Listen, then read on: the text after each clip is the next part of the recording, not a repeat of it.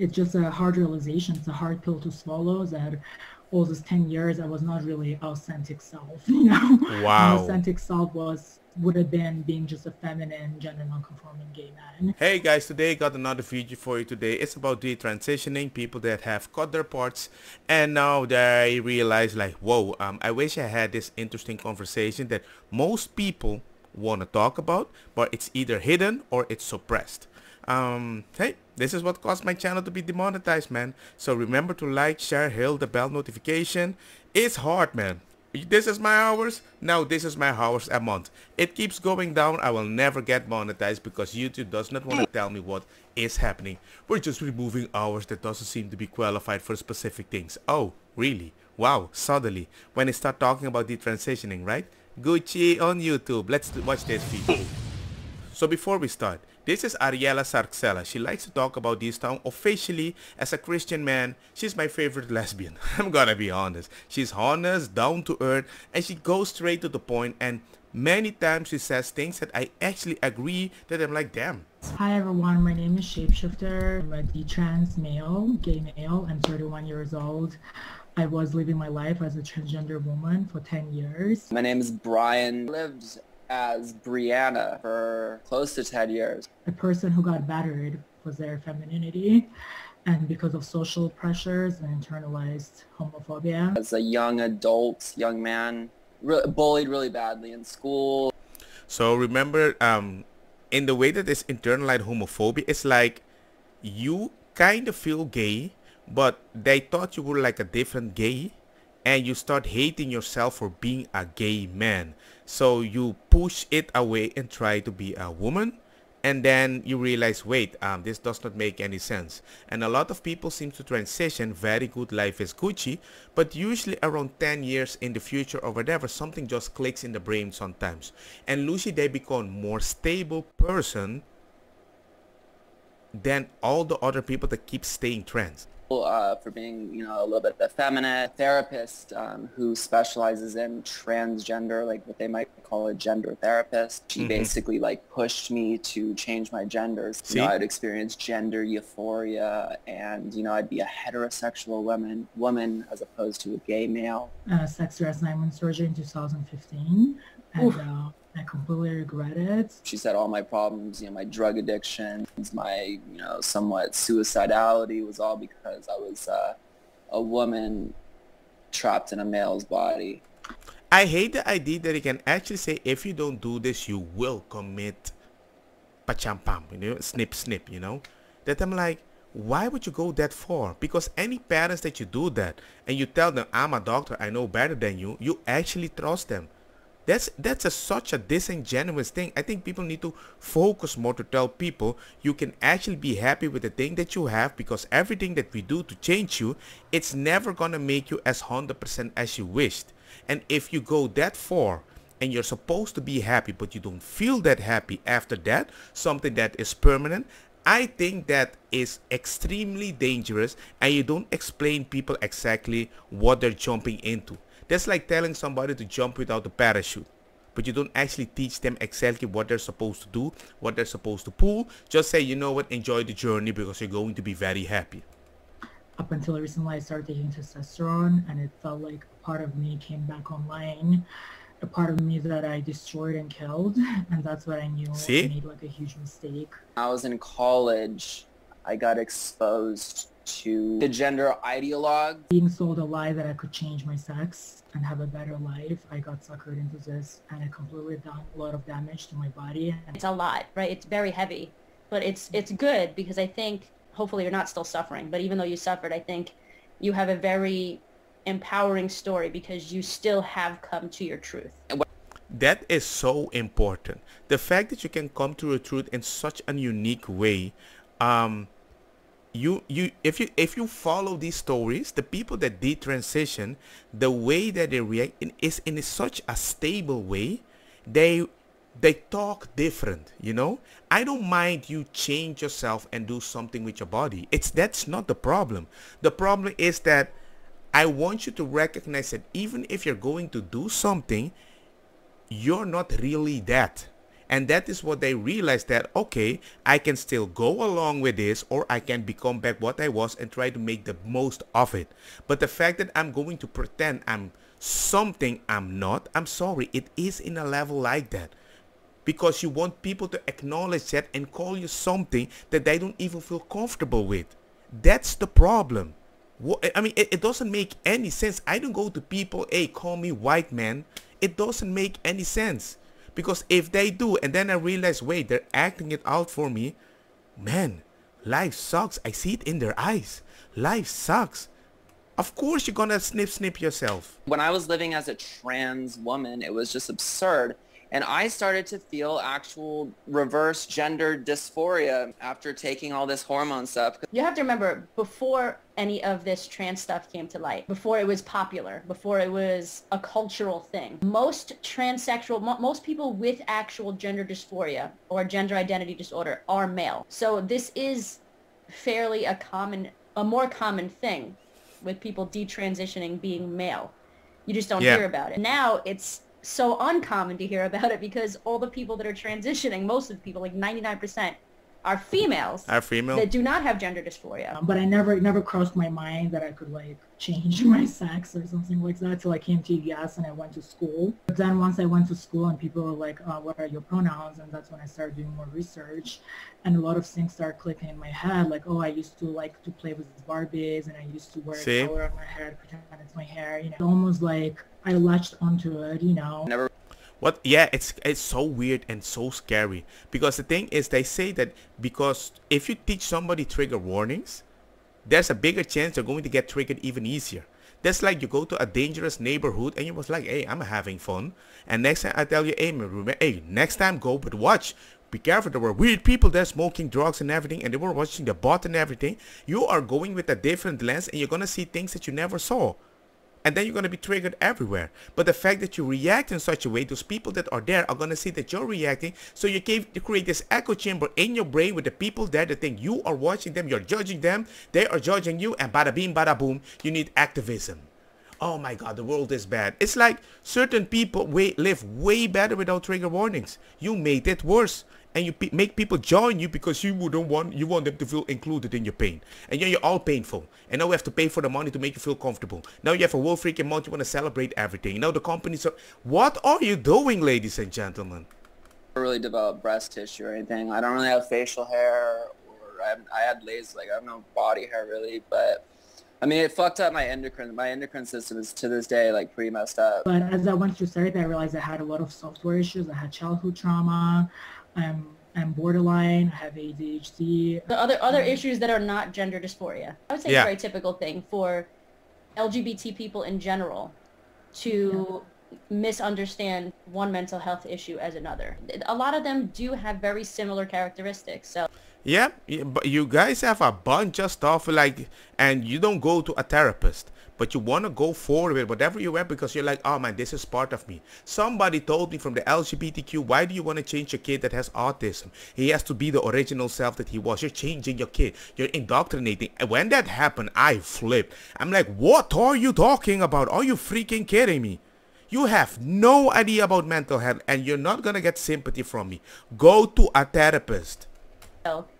Which is why it's even more important, and I'm sure now somebody like you is going to vouch for it as well, to go through extreme amounts of therapy, talk therapy and all these kind of things before you're allowed to make permanent changes to your body. Because here in California, especially LA, there's many different therapists, and actually you don't even need to see the therapist anymore. You can just go to these gender clinics and they'll give you a prescription for whatever cross-sex hormone, whether it's testosterone or estrogen, whichever way you're going. And you can get these referral letters for like all kinds of surgeries, like to have your... I never had any plastic surgery.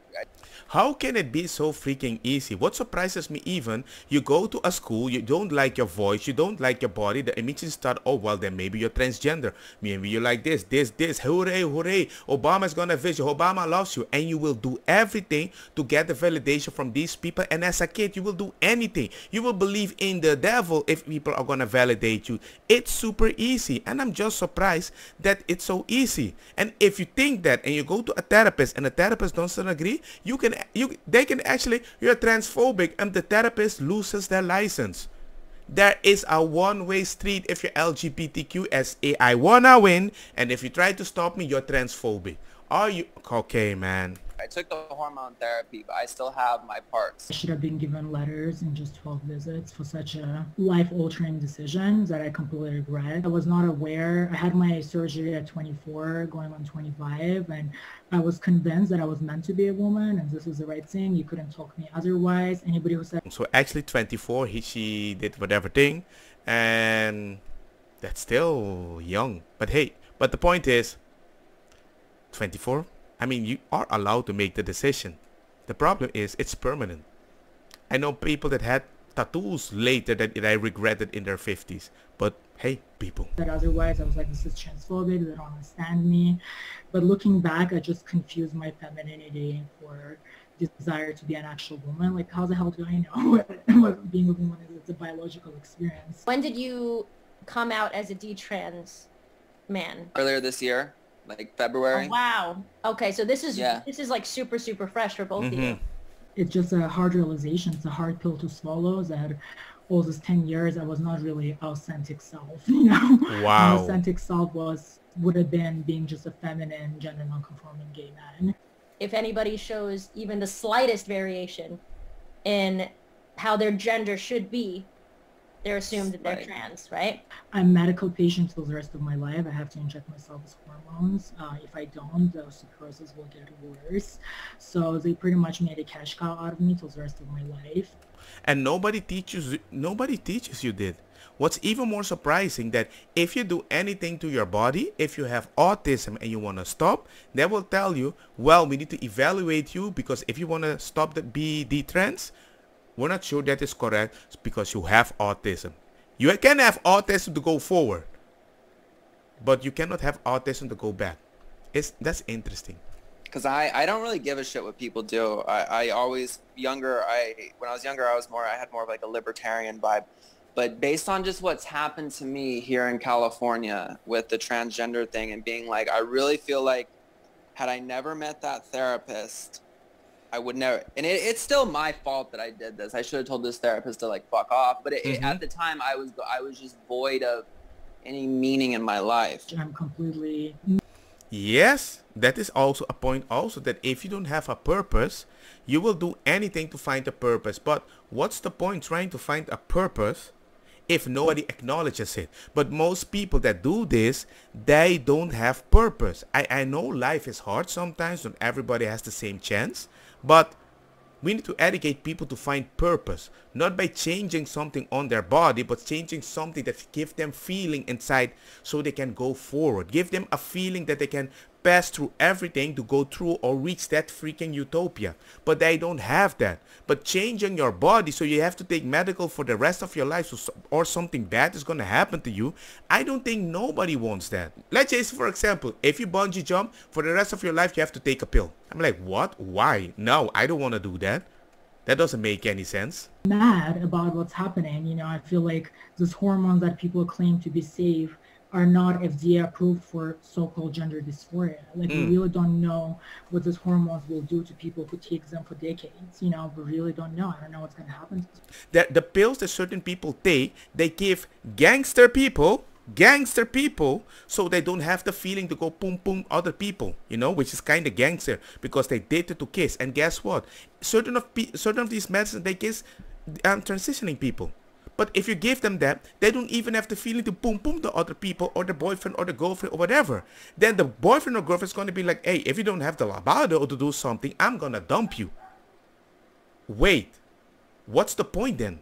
What's the point do all of them when you started that somebody supported you and then you can't spend time with them? Now you're alone and then you want to snip yourself. Do you see where this is going? It's like a reverse uno, closer to the word that I'm not allowed to say on YouTube. There is some information online saying that just by having major surgery like that on my endosystem, I might have reduced my natural lifespan by 10 years. And I just thought being gay was like a bad thing. I mean, I don't know why I thought being, you know, a transgender would be better, but The whole notion is like, oh, That is what we need to research. Oh, it's not a big deal. Somebody can take hormones for a little while, see how it goes, or get on blockers, like, and then do puberty later on when your peers already went through puberty.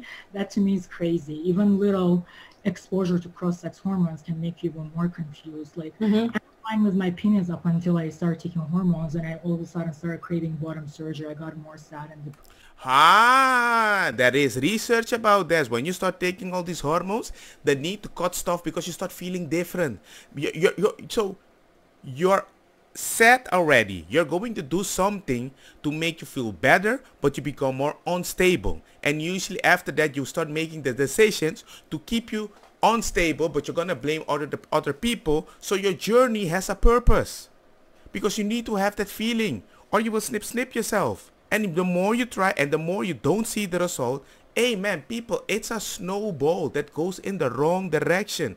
And nobody wants to talk about this. But I attributed it that I needed to do the bottom surgery, to complete my transition to elevate. Right.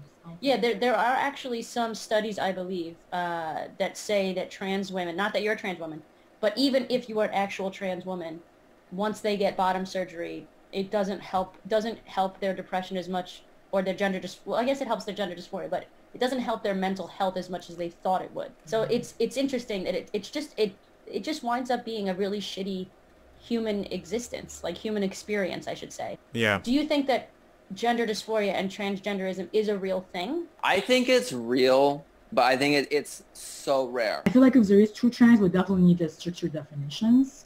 What we have right now is extremely dangerous. Like, guys, alert, we're like in trouble. Like, I don't know how many more people need to say that. Like, we're gonna lose entire generation of youth. Like, I think there are actual For trans moral people with points. gender dysphoria, but I think that number of people is so insignificant. Most of the time, it's either body dysmorphia or depression or other issues. Doctors, LGBT not-for-profits, the average straight white girl, everybody wants to get on board with this. I'm gonna call them whatever they want. I don't want to be called transphobic. As a man, though, I feel a lot better.